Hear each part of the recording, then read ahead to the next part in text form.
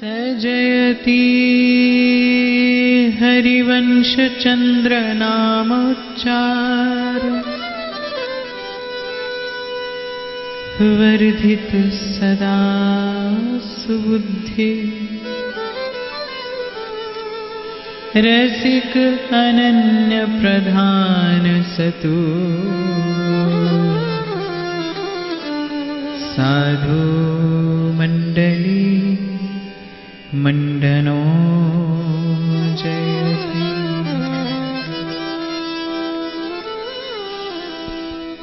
सत्प्रेम सिंधु मकरंद रसौघधारा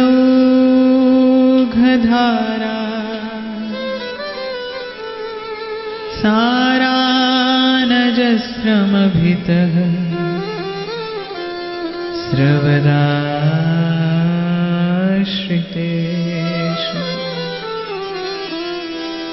श्रीराधिके तव सदा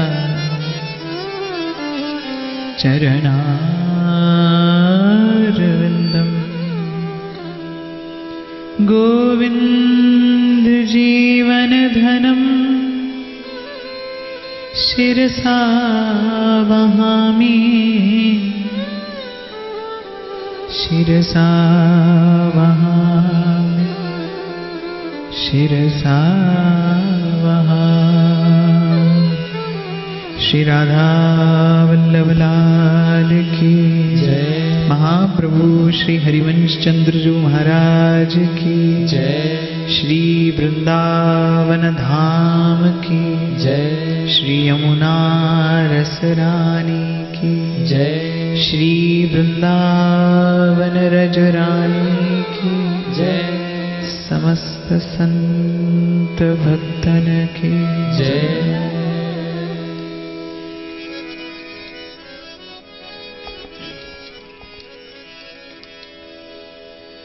धन धन राधा नाम प्यारो सुंदर श्याम। जय जय श्री हरिवंश दुलारी जय वृंदावन धाम।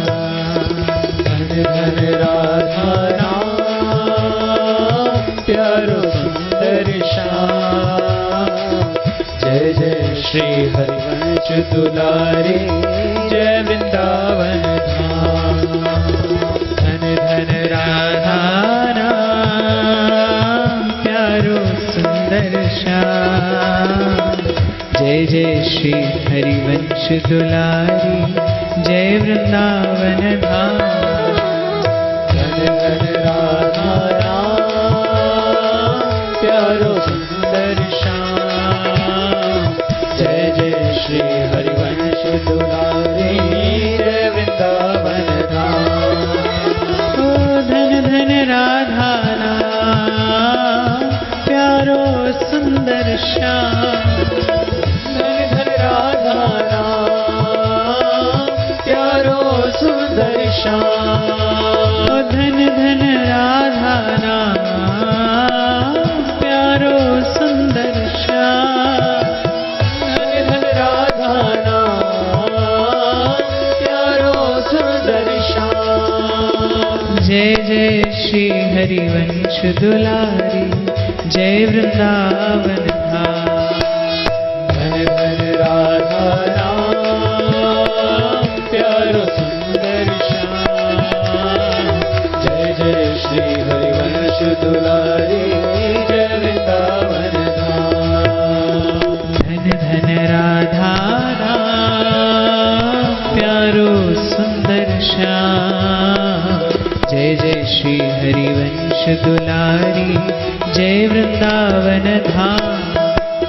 धन धन राधा नाम प्यारो सुंदर श्याम।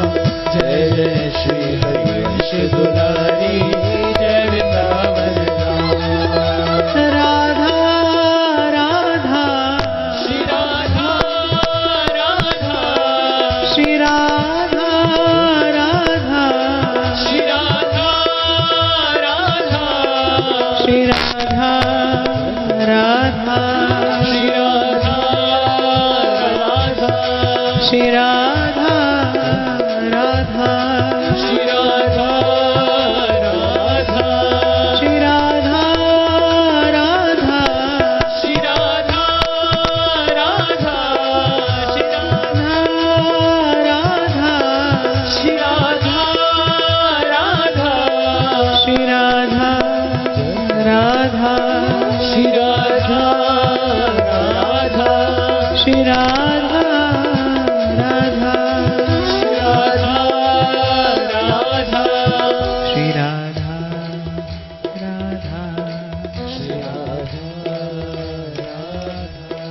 श्री राधा राधा श्री राधा राधा श्री सद्गुरु चरणारविंदो जयति। महापुरुषों ने, बुद्ध जनों ने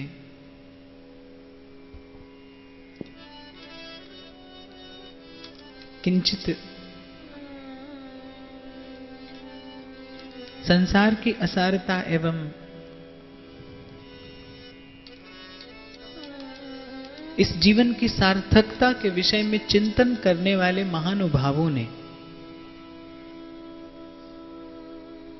एक चिंतन के फलस्वरूप पाया है कि वस्तुतः उपासना का, साधन का सार क्या है। आप जो भी साधन करते हैं, कर रहे हैं किंवा करने का प्रयास कर रहे हैं, साधन की परिणति, साधन का फल वस्तुतः क्या है। बात भगवत दर्शन की या भगवत मिलन की हो तो भगवान तो साधन साध्य है नहीं, क्योंकि अगर भगवान साधन से मिले तो आज नहीं तो कल सभी को मिल जाए। और वैसे भी जीव जो भी करता है उसमें सहज स्वभाववश कुछ त्रुटियां, कुछ अपूर्णताएं हैं, और एक अपूर्ण साधन कैसे उस पूर्ण की, उस पूर्णतम की उपलब्धि करा सकता है। सो किसी भी दृष्टिकोण से साधन से तो भगवान नहीं मिलते, लेकिन साधन की अपनी बहुत बड़ी उपयोगिता भी है। जितने भी उपासना मार्ग हैं, जितने भी आचार्य प्रकट हुए, वो जीव को साधन देने के लिए ही प्रकट हुए। जीवन को साधनमय बनाना ही उनके प्राकट्य का हेतु है, उद्देश्य है। तो साधन से क्या प्राप्त होता है? तो महापुरुषों ने खोज कर पाया कि साधक से भगवान को मिलने की लालसा प्राप्त होती है। इस जीवन की सबसे बड़ी जो ऊर्जा है वो कामना है। आप थोड़ा ध्यान देकर सुनिएगा। जीवन की सबसे बड़ी ऊर्जा कामना है। अभी कुछ दिन पहले वृंदावन में एक संत के निकट बैठा तो चर्चा हो रही थी, तो उन्होंने कहा कि वो अपने वैसे ही अपने जीवन के विषय में बता रहे थे। बोले, लाला कुछ दिन पहले क्या हुआ, अर्धरात्रि के समय हमको बड़ी भूख लगाई, हमको ज्वर था, दिन भर कुछ खाया नहीं था। अर्धरात्रि के समय भूख लग आई, और भूख भी ऐसी कि मानो कि प्राण निकलेंगे, अब तो कुछ खाने को चाहिए। तो बोले उस ज्वर की अवस्था में, जहां कुछ देर पूर्व मेरे शरीर में एक गिलास जल पीने की भी सामर्थ्य नहीं थी, उस भूख की अवस्था में मैंने आधी रात को उठकर चौका लगाया, चूल्हा जलाया, रोटी बनाई पाई, और तब निद्रा आई। तो मैंने मन में विचार किया कि देखो, भूख ने सब उपक्रम करा लिया भोजन का, जबकि शरीर में सामर्थ्य नहीं थी। भूख थी तो सब करना पड़ा। ऐसे ही जब जीवन में भगवत मिलन की भूख हो, भजन की भूख हो, तो प्रतिकूल से प्रतिकूल परिस्थिति में भी आप साधन संपन्न कर पाएंगे। और भूख ना हो तो फिर हमारे पास परिस्थितियों की प्रतिकूलताओं के, स्वयं की दुर्बलताओं के जाने जाने कितने कितने बहाने हो जाएंगे। हम कितनी बात बना लेंगे, इसलिए नहीं कर पाए, इसलिए नहीं आ पाए, करना तो चाहते थे, आना तो चाहते थे, नहीं हो पाया। बड़ी बात तो यही है कि आप चाहते ही तो नहीं थे। जो भजन, जिससे भजन नहीं बन पा रहा है, वो भजन करना चाहता ही तो नहीं है। चाहे तो कौन रोकने वाला है। बड़े लोग कहते हैं जहां चाह होती है वहीं निकट कहीं राह भी होती है। तो समझ में यही आता है कि ये जितना भी साधन है, श्रवण, कीर्तन, स्मरण, अर्चन, वंदन, भगवान का दास्य, भगवान की सेवा, समर्पण का ये भाव, ये जितना भी सब साधन है, ये क्या पाने के लिए है? लालसा पाने के लिए है। भूख लग जाए भगवान के भजन की, प्यास हो भगवान के मिलन की। और ये इस लालसा में इतना बड़ा सामर्थ्य है कि मन, बुद्धि, चित्त और सूक्ष्म अहम तक, इन चारों स्तरों पर जीव का परिष्कार करती हुई ये लालसा अंत में जीवन को भगवत चरणारविंद के अत्यंत सन्निकट ले जाकर खड़ा कर देती है। जीवन सफल, सार्थक हो जाता है केवल इस लालसा से कि मुझे भगवान से मिलना है। इसलिए मैं पूर्व में कई बार निवेदन किया हूं कि आप कुछ न कर पाए, लेकिन श्रवण के परिणाम स्वरूप इतना अवश्य करने का प्रयास करें कि आपके जीवन का उद्देश्य सुनिश्चित हो जाए कि आपको इसी जीवन में भगवान से मिलना है। आपको इसी जीवन में इन आंखों से भगवान का दर्शन करना है, इसी जीवन में। कबीर कह रहे कि मुए मिले न राम, कबीरा जीते देखिए और मुए मिले ना राम। बोले लोहा माटी मिल गया, फिर पारस का क्या काम। ये जीवन है तो संत रूपी पारस कभी ना कभी मिलेगा।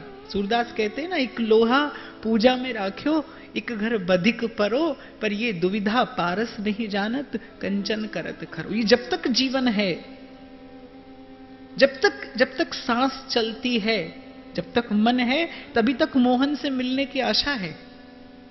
तभी तक यहां से जाने के बाद जीवन का फल, जीवन की सफलता, जीवन की सार्थकता इन्हीं आंखों से देखने का प्रयास करिए। इसी का नाम साधन है, इसी के लिए उपासना है। तो सर्व साधन के फलस्वरूप, सब साधनों के परिणाम स्वरूप क्या प्राप्त होता है? भगवान से मिलन की उत्कट लालसा। और ये लालसा बहुत बड़ा पुरुषार्थ है, सबसे बड़ा साधन है। अगर बात भगवत मिलन की हो, देखो भजन के मार्ग पर चलोगे तो मार्ग में सब कुछ मिलेगा। मैंने कई बार उदाहरण दिया कि श्री हनुमान जी महाराज जब गए जानकी जी का पता लेने के लिए, सबसे पहले मैनाक पर्वत आ गया, सोने का पर्वत। और क्या कहता है मैनाक पर्वत कि आप थोड़ा विश्राम कर लीजिए, थोड़ा सा आराम करिए, फिर आगे बढ़िएगा।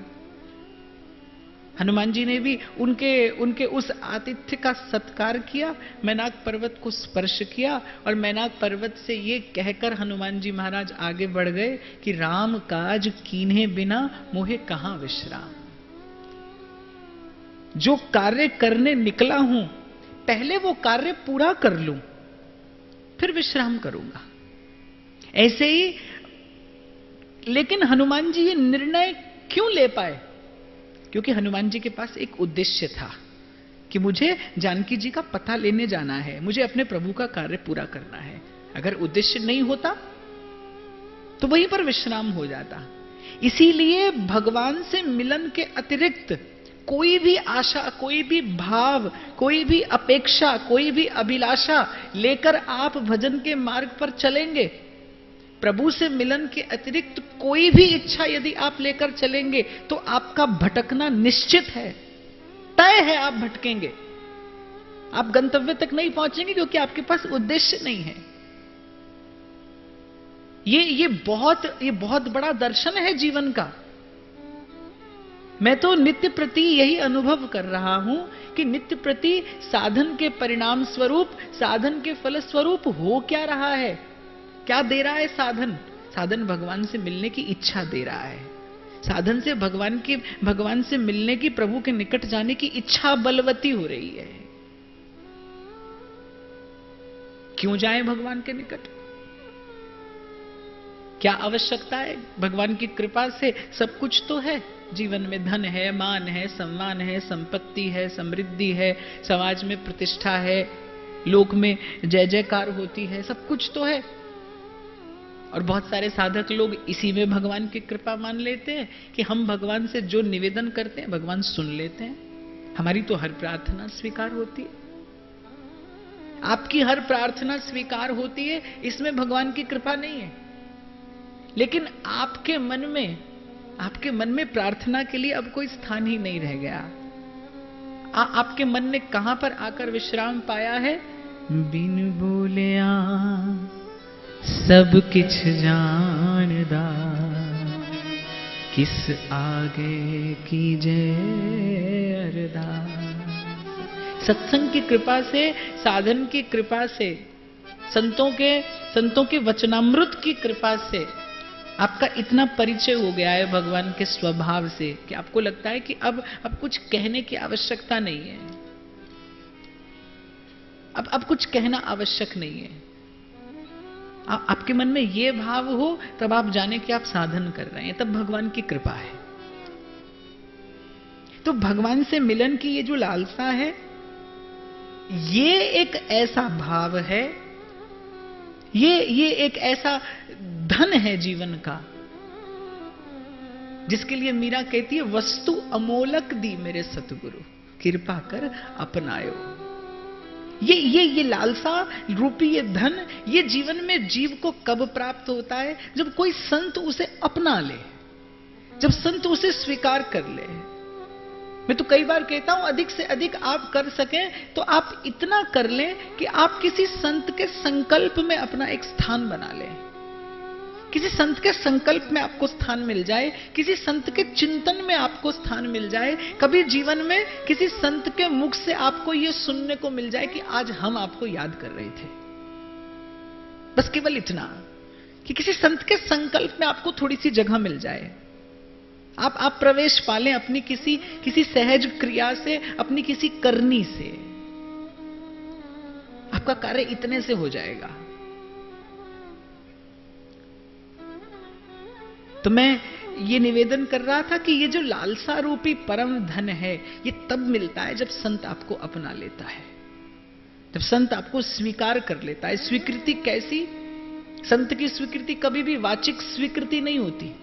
साधु बोले सहज सुभाए, साधु जो कहता है वो साधु का अर्थ क्या है? मनस्य एकम, वचस्य एकम, कर्मण्य एकम। जो मन से, वचन से और कर्म से एक हो, जो सोचे कुछ और, कहे कुछ और करे कुछ और, वो साधु नहीं। जो सोचे वही कहे और जो कहे सोई करे। जो मनसा वाचा कर्मणा एक हो, उसका वाक्य। श्री गुरु नानक देव जी महाराज फरमाते हैं कि गुरु का शब्द न मेटे कोई, और कहे नानक नानक हरि हुई, तेरी बख्श न मेटे कोई। आपने जगह बना ली किसी संत के चिंतन में, अपनी किसी सहज सी क्रिया से, अपने किसी निर्मल से भाव से, बस अब आपको और कुछ नहीं करना है। देखो, संत एक नौका स्वरूप होकर आता है संसार में। नारद जी भक्ति सूत्र में कहते हैं सतरती सतरती सलोकांस तारयति। एक भक्त आता है इस संसार में, भगवान से अपने मुख से कहते हैं मद भक्ति युक्तो भुवनम पुनाति। मेरा एक भक्त बोले तीनों लोगों को पवित्र करता है। और नारद जी तो कह रहे हैं भक्त क्या करता है? सतरती, वो स्वयं तरता है और लोकांश तारयति, और सारे संसार को कृतार्थ करता है जो उसके निकट आता है। देखो, आप नौका में बैठते हो तो कोई सभी को चप्पू थोड़ी चलाना पड़ता है। प्रयास तो केवल केवट करता है। और जाने कितने लोग उस नौका में बैठकर पार हो जाते हैं, थोड़ी सी उतराई देते हैं, बस थोड़ी सी उतराई। ऐसे ही संत रूपी खेवनहार को, सदगुरु रूपी खेवनहार को बस समर्पण रूपी थोड़ी सी उतराई दे दीजिए, बस समर्पण रूपी थोड़ी सी उतराई दीजिए और उस पार हो जाइए। जो मेरा विनम्र निवेदन प्राय करके रहता है कि एक और कर दीजिए अपने जीवन से कर्म का प्रपंच, एक और कर दीजिए ज्ञान का दंभ, भाव की अंजलि भरिए और एक संत के पीछे पीछे चल दीजिए। मैं तो उपासना का फल भी संत के चरणों के आश्रय में ही ढूंढता हूं, पा रहा हूं। उपासना का परिपाक भी सत्संग ही है, और उपासना के फलस्वरूप अगर कोई सिद्धि है इस संसार में तो वो भी सत्संग में मन का, चित्त का सहज अभिनिवेश ही है, बस इसके अतिरिक्त और कुछ नहीं। जो सुख है सत्संग में सो वैकुंठ ना होए, यही सत्संग का फल है। इसी में जीवन का रस छिपा है कहीं ना कहीं, इसी में कहीं ना कहीं इस जीवन का विश्राम छिपा है। जो अनंत काल की ये यात्रा जो हम चलते आ रहे हैं, कुछ खोजते, कुछ खोते, कुछ पाते, कुछ जानते, कुछ भूलते, ये जो इतनी लंबी यात्रा है, हम भूलते भटकते यहां तक आ पहुंचे हैं, इसकी सार्थकता, इसका विश्राम निश्चित रूप से यल्लब्ध्वा पुमान् तृप्तो भवति, साधु संग है, सत्संग है। जहां से आज हम अपनी चर्चा में प्रविष्ट हुए कि ये जो भगवान से मिलन की लालसा है, मैं फिर आपको दोहराऊंगा, ये भाव आप अपने जीवन में साधन से साध नहीं पाएंगे। यही भगवान की माया का प्राबल्य है। संसार आंख से दिखता है, कान से भीतर जाता है, आप हाथ से स्पर्श करते हैं, सब कर्मेंद्रियां, सब ज्ञानेंद्रियां संसार के विषय से विश्वासित हो चुकी हैं। कैसे कैसे राह सूझेगी? कबीर कहते हैं ना, गहरी नदियां और नाव पुरानी। माने दोनों ओर से जीव की हानि है। नदी भी बहुत गहरी है, तैरना आता नहीं, और नाव भी बहुत पुरानी है। माने साधन की दृष्टि से तो उस पार पहुंचने की कोई आशा नहीं है। फिर कबीर कहते हैं, खेवटिया से लगे रहना, गुरु चरणों से लगे रहना। यहीं पर आकर विश्राम पा लिया उन्होंने, यहीं पर आकर ठिकाना मिल गया कि गहरी नदियां, नाव पुरानी, लेकिन डरना नहीं, खेवटिया से लगे रहना, और कछु लेना न देना, इसके अतिरिक्त और कुछ नहीं, बस मगन रहना। तो बड़ा पवित्र ये वैशाख मास,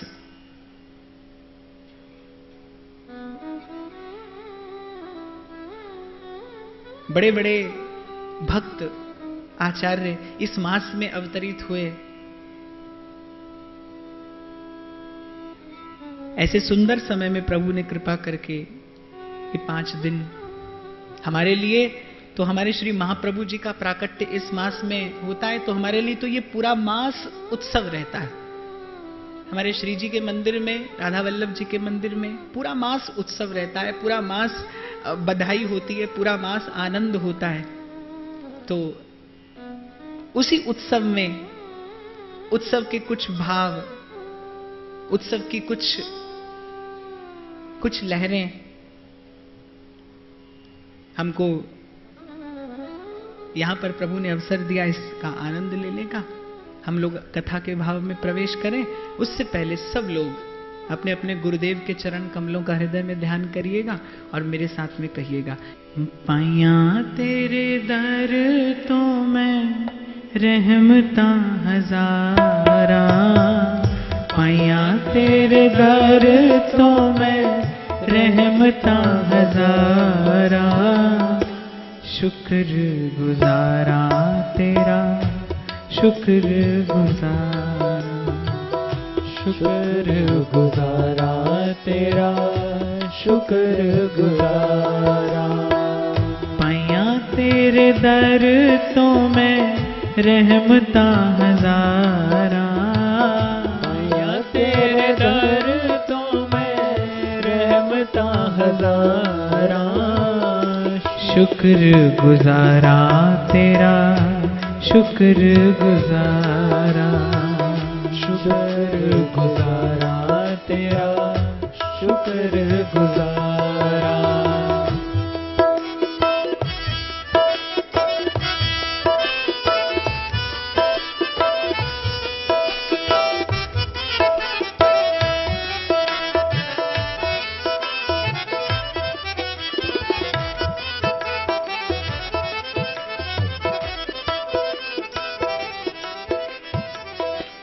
दर दर रुले सी किसे ना संभालिया, मेहरबान साहिब मेरा चरना चला लिया। दर दर रुले सी किसे ना संभालिया, मेहरबान साहिब मेरा चरना चला लिया। दर दर रुल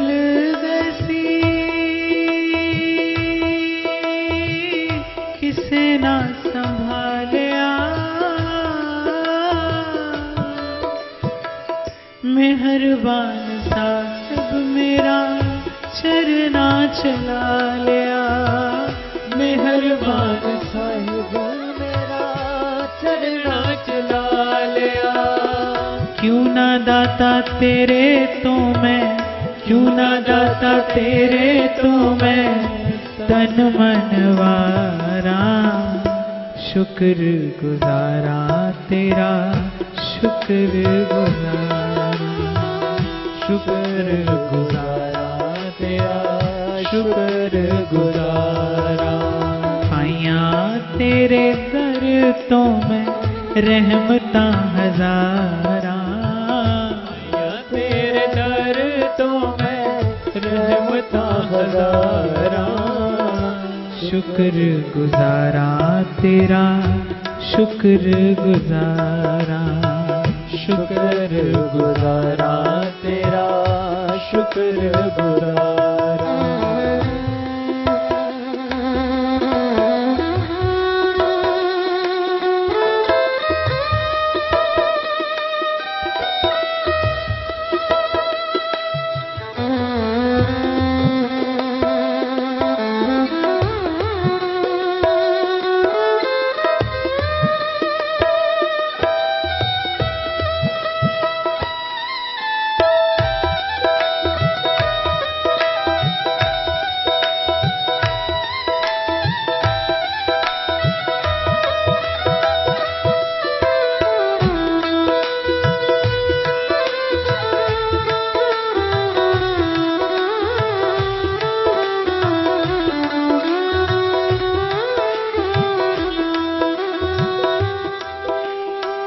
कोडियां दा मुल नहीं सी, हीरियां दा पै गया। जदों दा मैं दाता तेरे चरना च बह गया। कोडियां दा मुल नहीं सी, हीरियां दा पै गया। जदों दा मैं दाता तेरे चरना च बह गया। कोडियां दा मुल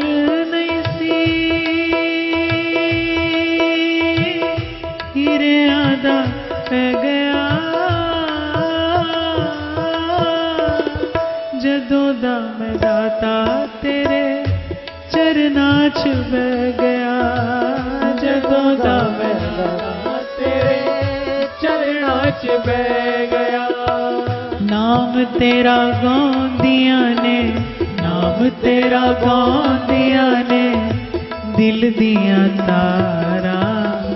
शुक्र गुजारा तेरा, शुक्र गुजारा, शुक्र गुजारा तेरा, शुक्र गुजारा।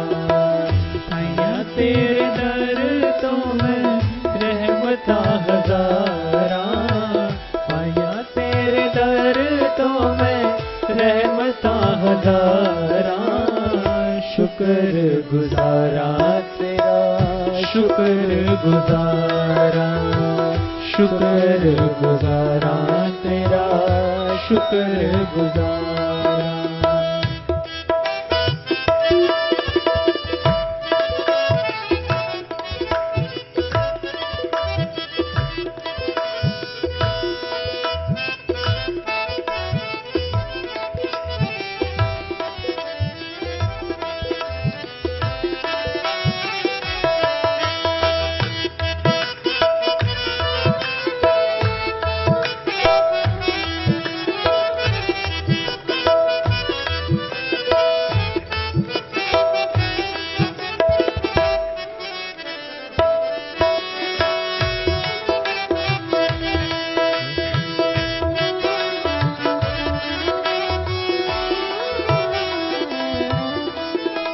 रहमतां नूं वेख अखां हस पईयां रोंदियां, साडे कोलों दाता तेरियां सिफतां नहीं होंदियां। रहमतां नूं वेख अखां हस पईयां रोंदियां, साडे कोलों दाता तेरियां सिफतां नहीं होंदियां। रहमतां नूं वेख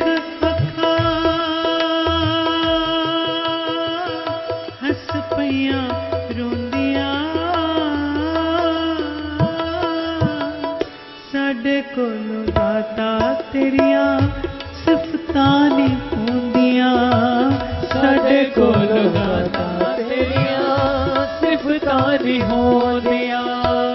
क्यों ना दाता तेरे तो मैं, क्यों ना दाता तेरे तो मैं तन मन वारा शुक्र गुजारा तेरा, शुक्र गुजारा, शुक्र गुजारा तेरा, शुक्र गुजारा। पाया तेरे दर तो मैं रहमतां हजारा, पाया तेरे दर तो मैं रहमतां हजारा।